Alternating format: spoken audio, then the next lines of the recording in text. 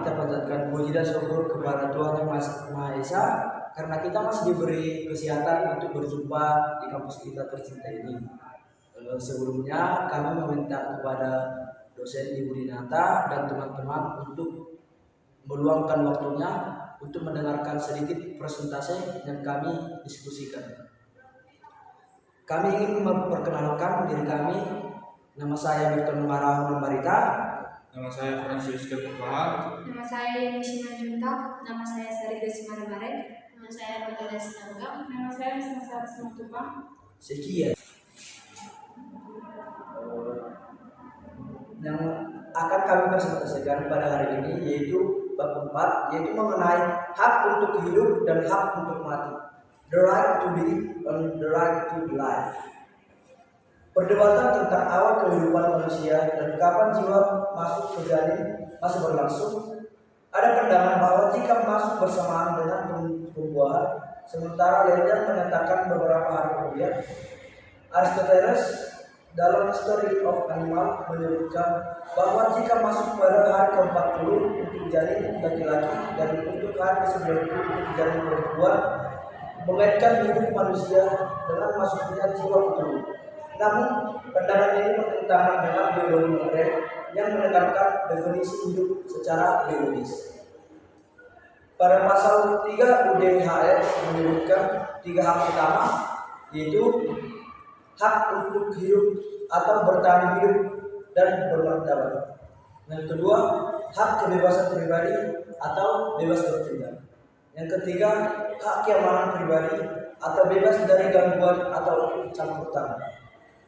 Pada pasal 5 UDHR melarang penyiksaan serta perlakuan yang kejam, tidak manusiawi atau merendahkan martabat.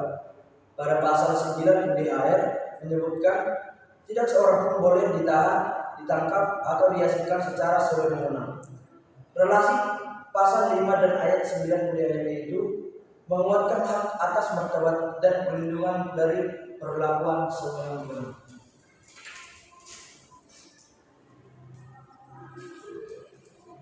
Relevasi pasal 5 dan pasal 9 UDHR yaitu menguatkan hak asasi, menguatkan hak atas martabat dan perlindungan dari perlakuan sewenang-wenang.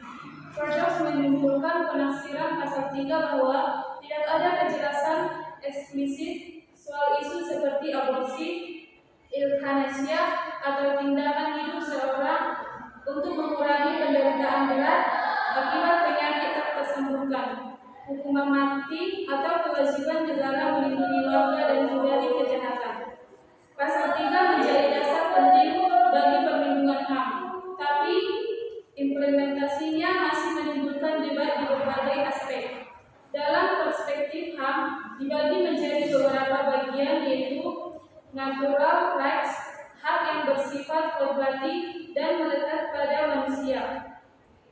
2. Moral rights atau negative rights, hak yang didasarkan pada moral dan kebiasaan, tidak tertulis serta mengharuskan negara tidak campur tangan dalam urusan pribadi.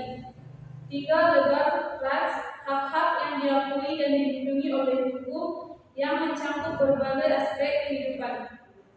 4. Positive rights, hak yang diatur hukum tertulis dan dituntut pelaksanaannya di pengadilan. Legal rights berbeda dengan moral rights yang tidak selalu diakui atau ditegakkan oleh sistem hukum, namun hak tersebut tetap melekat pada manusia karena hak tidak berasal dari negara dan tidak dapat dirampas oleh negara dan sering menjadi landasan bagi pembentukan hukum.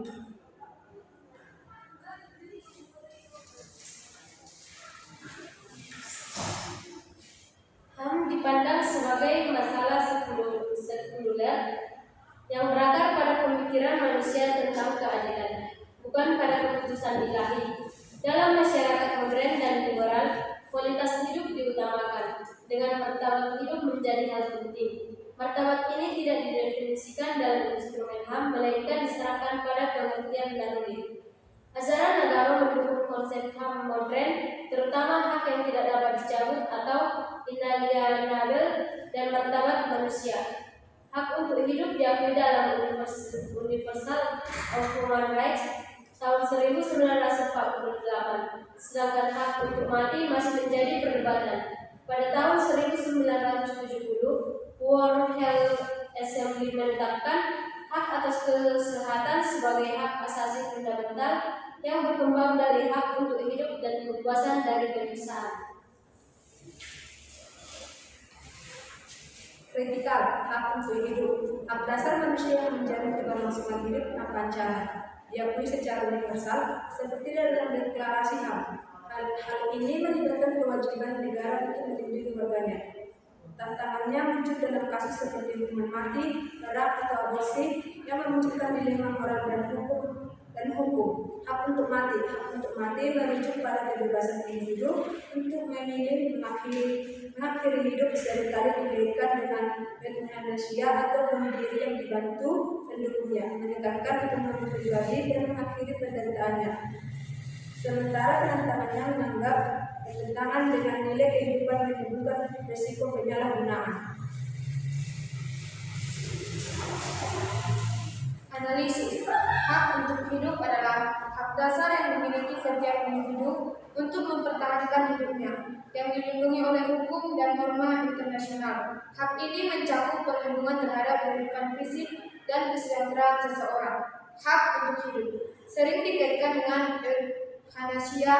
Pendukung menekankan otonomi dan penghentian penderitaan, sedangkan penentang menganggapnya melanggar nilai kehidupan berisiko disalahgunakan.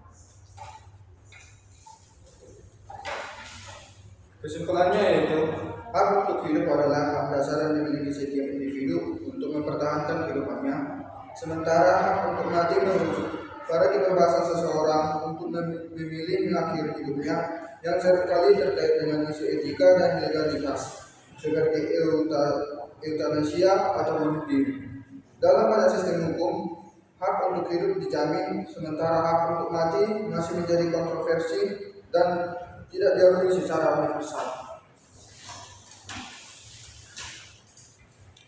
Sekian dari yang kami presentasikan. Jika ada kesalahan kata belum kata, mohon dimaklumi. Jika ada teman-teman yang ingin memberikan saran atau kritik, silakan. Sekian dan terima kasih.